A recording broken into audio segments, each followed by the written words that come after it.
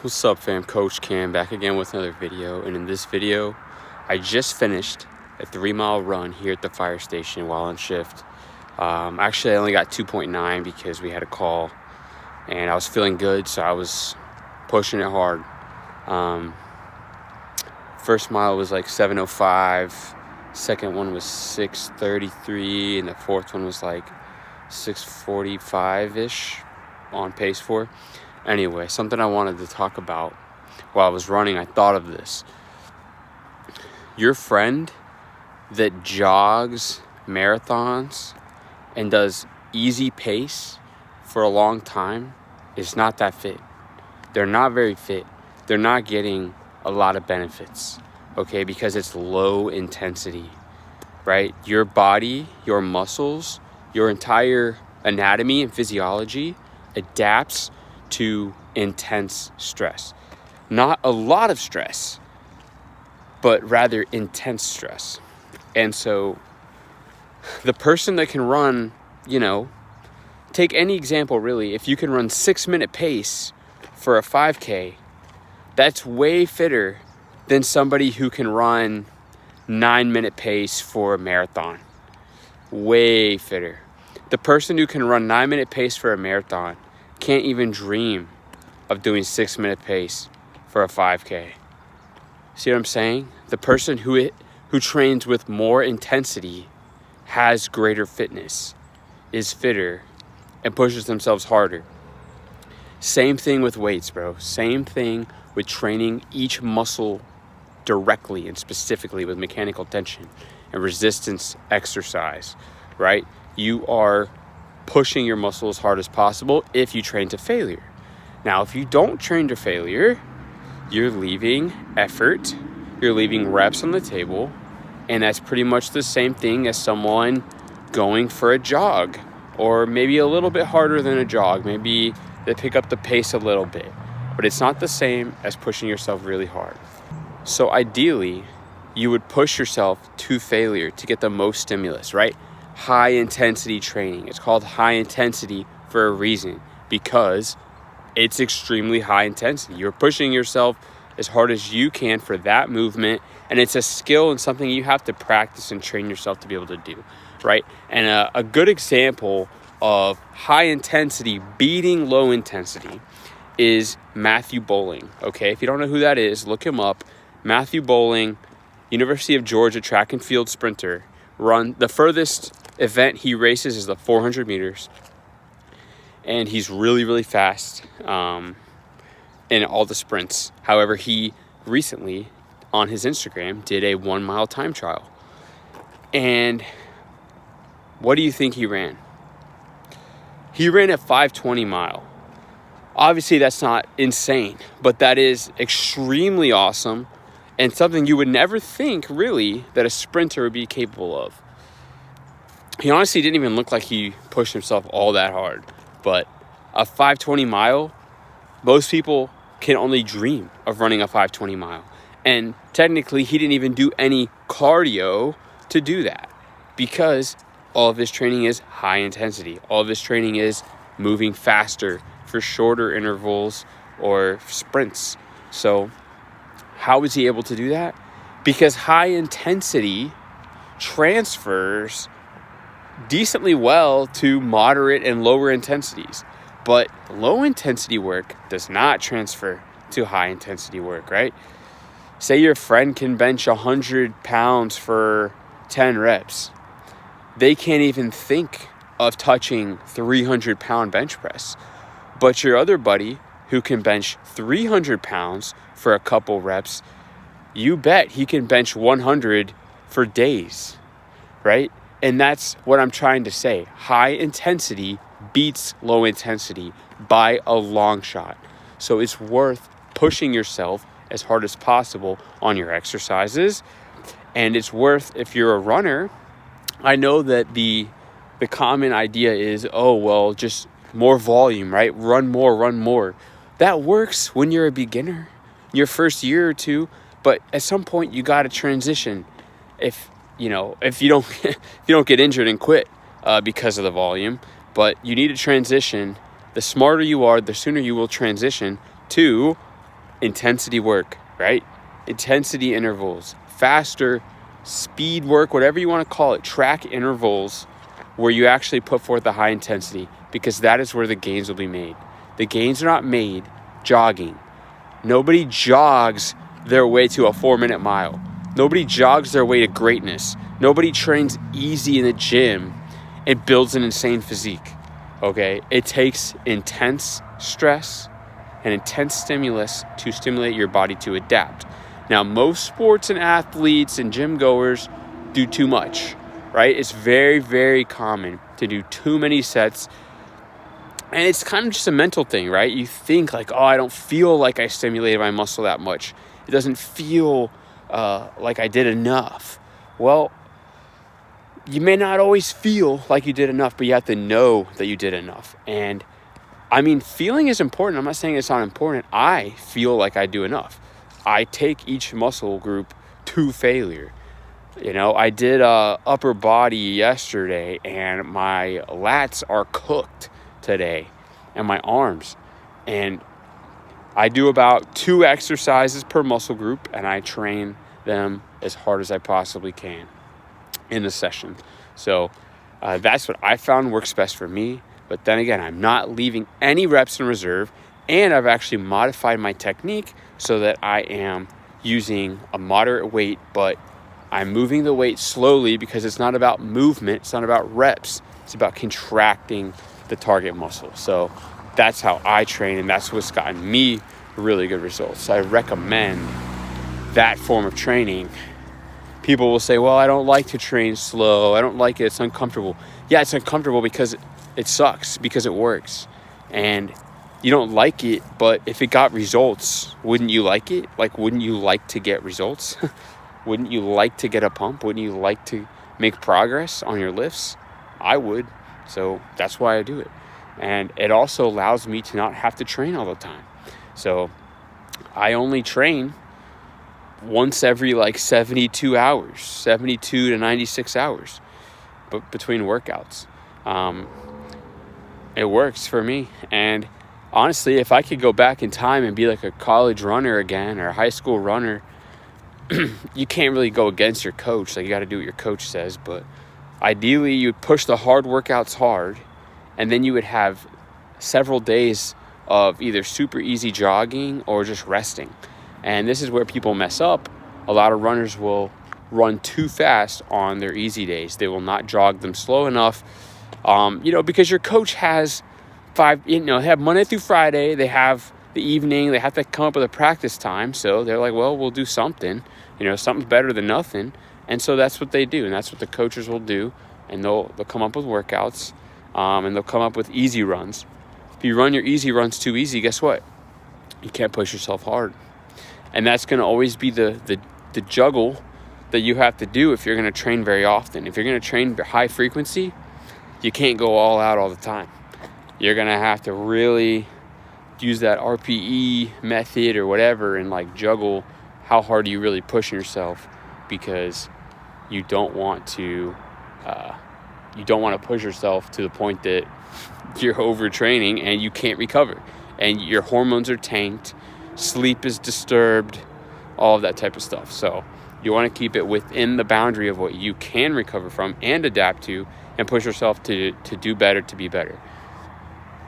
High intensity beats low intensity every time, right? And I think, people get confused. I'm not saying 1 rep maxes is how you should train.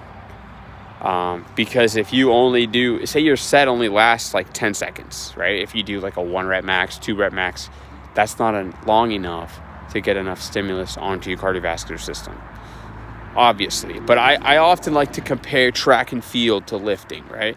So you have maybe the 200 meter race. It's 20 to 30 seconds, depending how good you are at it. Now you're starting to break wind, right? Your cardiovascular system's ramping up a little bit by that point. It's not the main feature. It's not the main, system. It's not, glycolytic necessarily.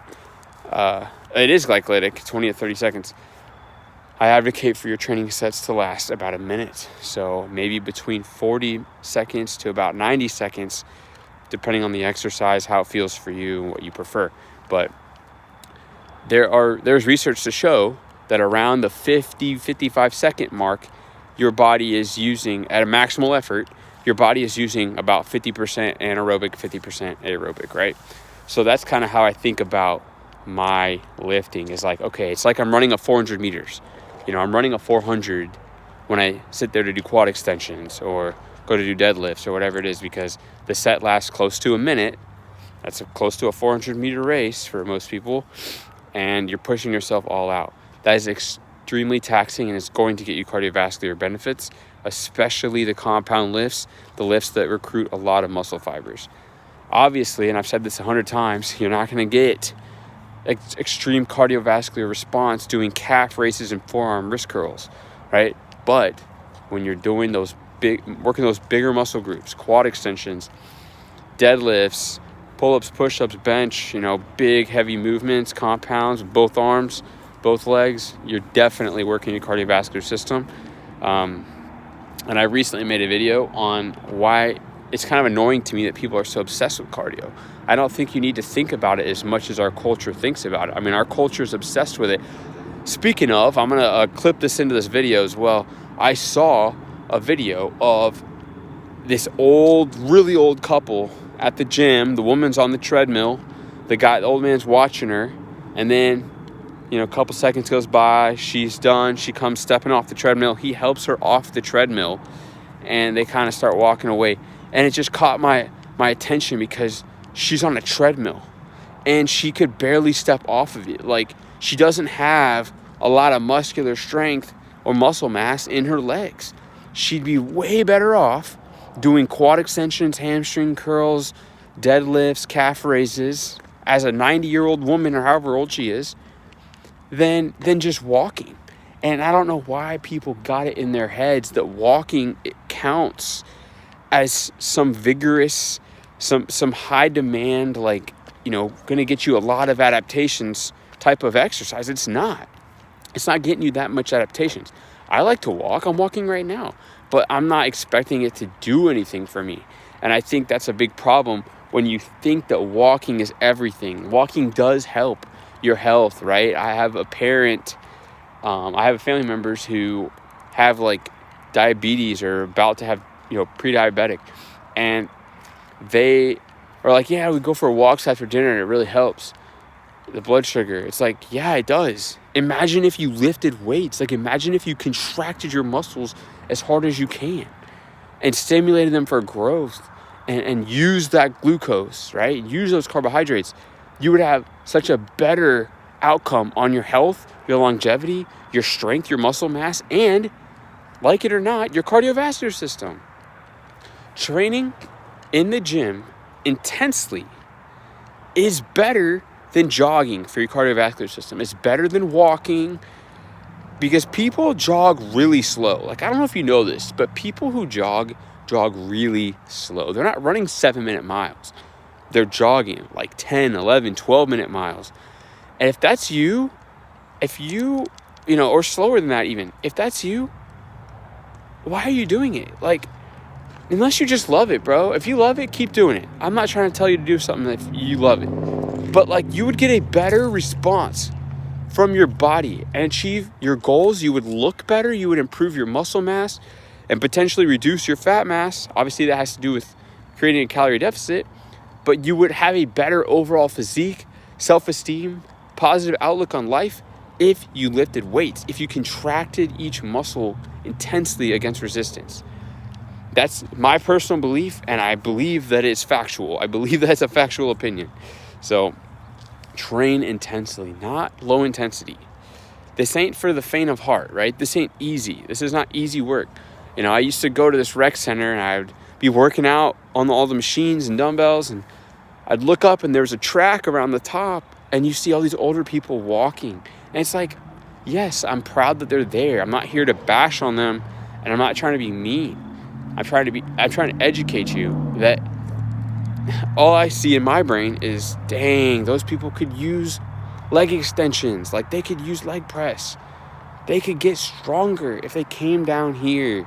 But they probably are up there thinking, man, those guys down there, they're not going to have knees in 20 years. They'll blow out their knees and their backs, and they probably have no heart health and no cardio. And it's like, bro, you haven't even met me, bro. I got insane cardio. I got insane strength, and I'm not about to get injured because I know how to train smart and reduce the risk of injury. That's why I contract my muscles slowly and train them. You can still train to failure. It's not failure that's dangerous. It's ripping weight fast and doing way too much volume that's really bad for you. It's not training to failure. It's not slow and controlled muscular contractions. That is completely safe and definitely worth doing. And that's exactly what I would prescribe to anybody who's like 60 and older. Contract your muscles slowly with intention, with good, perfect form. There's no way you're going to get injured. Progress over time, right? Maybe your first day you don't train all out to failure, but maybe you just kind of get close, right? But you have a coach, you have somebody there to guide you, to teach you, hey, we got to go for the next rep. We got to keep trying. We got to push ourselves. You know, it's not easy. You know, I'm always trying to grind my reps out. I'm like preacher curls, tricep push downs. Like I want bigger arms. So I find myself pushing hard. I push hard on everything, but I really push hard on those. So anyway, at the end of the day, high intensity beats low intensity. And by intensity, I mean effort. I mean pushing muscles past the point of burning all the way until they can't even contract anymore. That's stimulating. That is very stimulating for muscle growth. And that's what you want to be doing in the gym. You don't want to just be moving weight from point A to point B, doing exercises that your buddy does or that your favorite influencer does. You want to contract your muscles against resistance very intensely. Focus, right? They call it mind-muscle connection. That's what you want. You want mind-muscle connection, slow and controlled training, and progressive overload, and training to failure. You want all of those happening when you're lifting weights. You don't want to just be going through the motions and not really thinking about what you're doing. So hopefully this video helps you guys. Stay hard, stay training hard with a high intensity, low volume, and you should be making plenty of gains. If you have any questions, leave them down below. If you want any more advice on cardio or on running or how to get new PRs or whatever it is, send me a message. I've run cross country and track for 7 years in the past, and I've coached it for 3 years. I think about exercise probably more than anybody that you know. I'm always thinking about it. My brain's always churning, and I'm trying to always master this field and understand it. And I believe I have a deeper understanding than most people do. And the way I speak about it is very simple. So I like to simplify the information. I don't like to keep it complicated in the myoglobular, intercellular matrix. I'm not trying to be a biology class, but I'm trying to get you to understand what it takes to stimulate muscle hypertrophy and strength, and how, sadly, it's controversial that contracting your muscles gets you cardiovascular benefit. I mean, what do you think running is? Or swimming? Contracting skeletal muscle. That's literally what you're doing. What about sled pushes? It's contracting skeletal muscle. So I don't know why people, when they go to grab a barbell to do deadlifts or squats or sit down on a leg extension, that their brain thinks it's completely different. They're like, oh, this is anaerobic time. This is bodybuilding time. I'm not getting any benefits to my heart or my blood vessels. That couldn't be more false.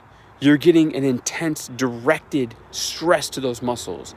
So you are getting at least the same benefit, if not greater benefit, than somebody who's just jogging around, doing 10-minute miles, and thinking that they're doing something helpful for their heart health, right? And I'm sure, there's doctors out there that are probably telling them, oh, you need to be running for your heart health, blah, blah, blah. Guys, I'm a former runner. I'm telling you right now, it's not all it's cracked up to be. I actually overtrained in college by running too many hard days too close together. In about a 9 or 10 day period, I did 5 really hard workouts. And the last thing, the final grand finale, was a 10K race that I averaged like 5:38, 5:39 per mile. And after that, my body did not feel the same. My heart felt funny, chest felt funny. I didn't know what was going on. Turns out overtraining syndrome, right? And people say, oh, you can never overtrain. It's not a real thing. Well, I did, because my whole heart beating felt really weird for weeks. I was taking ice baths, cold showers. I was doing a whole bunch of stuff trying to get my body back, because I only had like 2 weeks till our national race. And I was like second best on the whole team. So I was like, dang, I can't let my team down. But I just kind of just blew it. And I ended up doing well. Like, I did pretty much about where I'd been the whole season. I didn't have any like breakout race or anything. I would have liked to, but I was dealing with all that. So take it from me, running, you can overtrain running. It's not all good stress. A lot of people think, well, working out is really good stress. It's really good for you. I wake up and I work out every day. It's like, bro, it's still a stress. It's still a stress. And especially if you train intensely, it can be an intense stress. You know, the gym, people say, oh, the gym's my stress relief. Yeah, to a degree, like, I know what you mean, and it is, but like, it's also stressing your body. I know for me, like, if I've been training too much, or, you know, within the hours after training, sometimes the next day, I'm moody, right? I'm cranky. I'm a little tired. I'm grumpy, you know what I'm saying? And it goes away after like a day. And you gotta, you know, diet, nutrition, sleep. Oh my goodness, you gotta be sleeping, bro. You gotta be getting electrolytes, creatine, and carbohydrates before you train.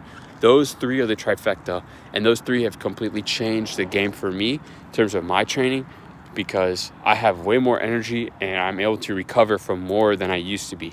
I used to do only like 5 exercises in a workout, and I would train like once a week. Like, I was really, really minimal.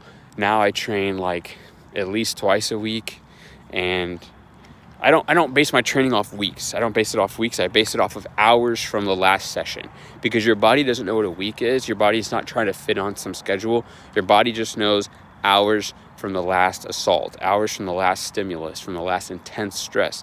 So, you know, 24 hours after I work out, it's still too soon to work out again. And this is what Mike Mentzer and Dorian Yates have even said. It's not a good idea to work out 2 days in a row. You want a second day in there. So at least 48 hours between training. And if I were to train in 48 hours after the first one, I would have to train completely different muscle groups, and I would still be tired, because I still find myself tired. I mean, delayed onset muscle soreness, DOMS, a lot of times for me that even hits on the second day. So that would be the day that I'm actually sore. So telling me that I need to train on that day, still not a good idea. Usually it's like the third day and sometimes the fourth day. I'm kind of flexible with my training. I don't have like super duper rigid days. Like, I can bump it around. I can bump it up, bump it back. Like, it's not going to change anything. And I think people get scared. Oh my goodness, I haven't trained in like 4 days. Nothing is wrong with that. Nothing bad is happening. Your body still has all of the tissue and all the processes that it had the day you trained, and you're probably even more recovered and can push yourself even harder, provided that like you've been sleeping and your nutrition's on point and stuff like that. So ideally, you just get all that stuff dialed in and train really hard. And I personally like bodybuilding. Like, that's what I'm trying to do, is build my body to look a certain way, to build muscle in certain areas that I feel like are lacking a little bit.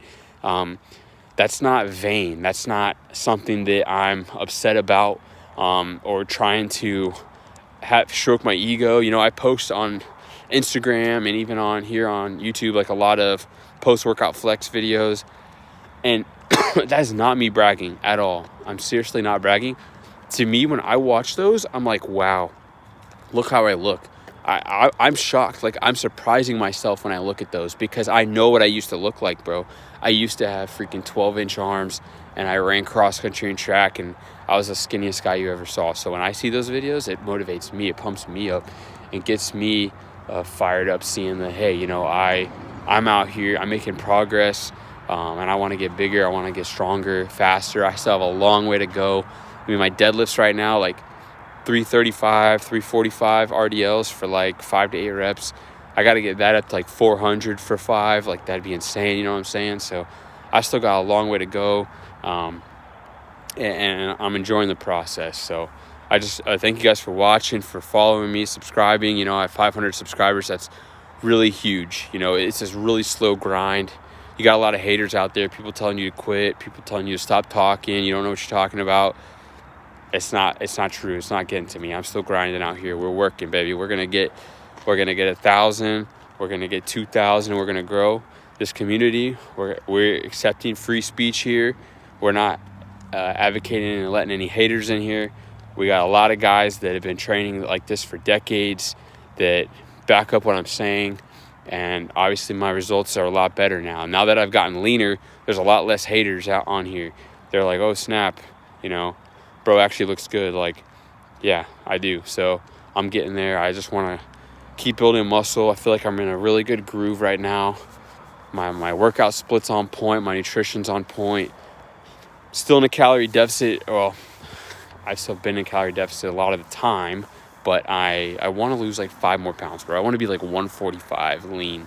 Like, that's lean for me, bro. I mean, I've lately, these videos, I've been like 150, 151, 52, but I want to be done by Thanksgiving. Like, I'm not trying to cut past Thanksgiving. I want to eat up on Thanksgiving, and I want to get back to building. So that's my goal, which pretty much means I need to lose 5 pounds in 2 weeks.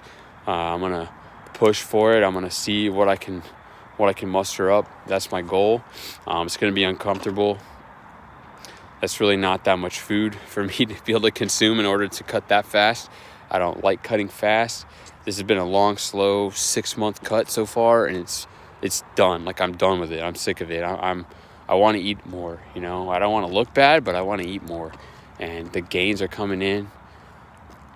I don't know what to say, man. I think you can be in a deficit all day long, but if you carb up electrolyte and creatine in the hours before your workout, bro, you're going to be set for life. I mean, I take my creatine every morning, on every single day, but if you carb up and electrolyte up before your workouts, that's really all I've seen that it takes to like stimulate muscle like crazy. Especially if your workouts are on point, then you really don't need to worry that much about calories. Like, yeah, sure, calorie surplus is going to be more helpful than a calorie deficit, but like your workout should still be so dialed in that like you actually still make progress even when you're in a deficit or trying to be in a deficit. So anyway, guys, thanks so much for watching. Coach Cam.